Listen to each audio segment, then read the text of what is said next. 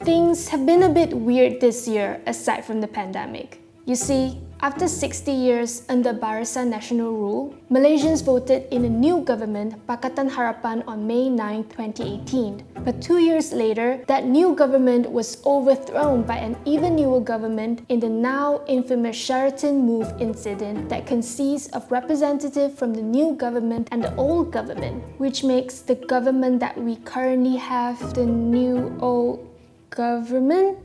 I don't know.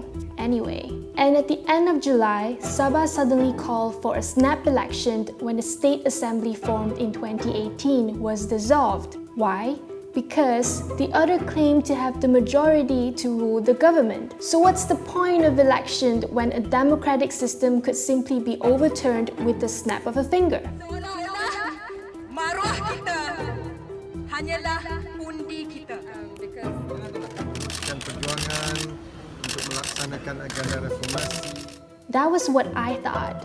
But it is also one of the reasons why I decided to take the risk, travel back home to Sabah and participate in my first ever experience in voting, hopefully to find answers through this journey.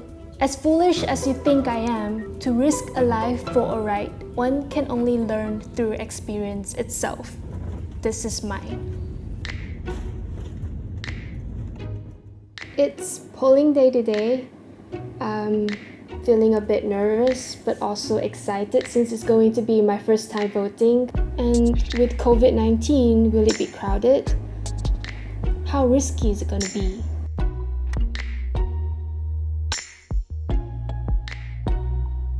Just finished voting. Is it weird that I actually feel like I've done something for the first time as a Sabahan? I was kind of nervous before this, but part of me is a little relieved. Regardless of the outcome tonight, I'm glad I've done my part for my home, my state. Policies, he said. Now, Dr. Mahathir, the Prime Minister, said youth these days are more mature and they should be empowered and play a role in strengthening democracy in the country. It is a victory for all. After all these feats I made, I'm still back to that one question. When a democratic system could simply be overturned with a snap of a finger, does my vote mean anything? Here are some thoughts from other people in my community. Bagi saya, itu undi memang hak masing-masing. Itu terpulang daripada kita punya pemimpin yang memimpin kita ke arah kebaikan. 我好激心咯，所以就係一定要出嚟投票咯。因為我哋之前2018係好辛苦先贏過。Kemauan saya, negeri Sabah mesti mau maju. 沙巴人應該會沙巴人站起來。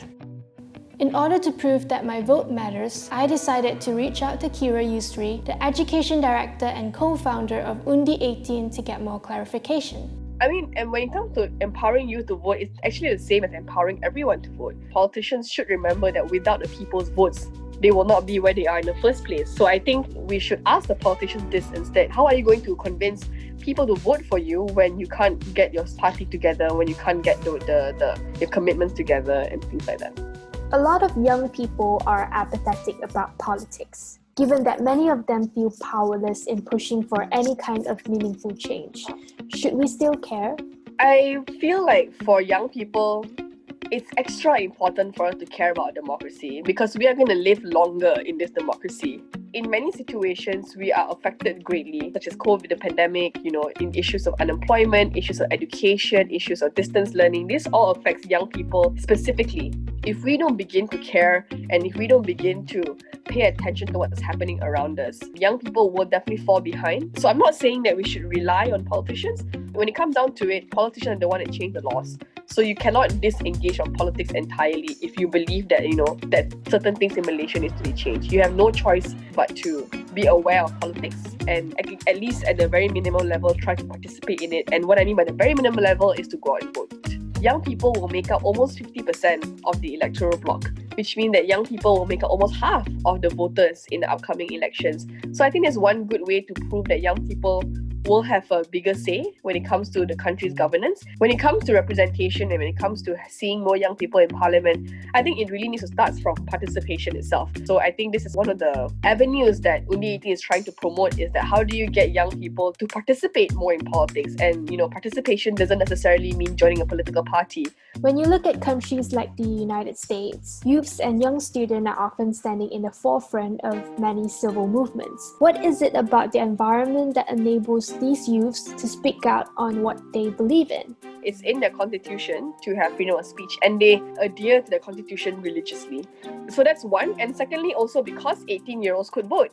So when 18-year-olds can vote, everything from political climate to education system changes to accommodate that.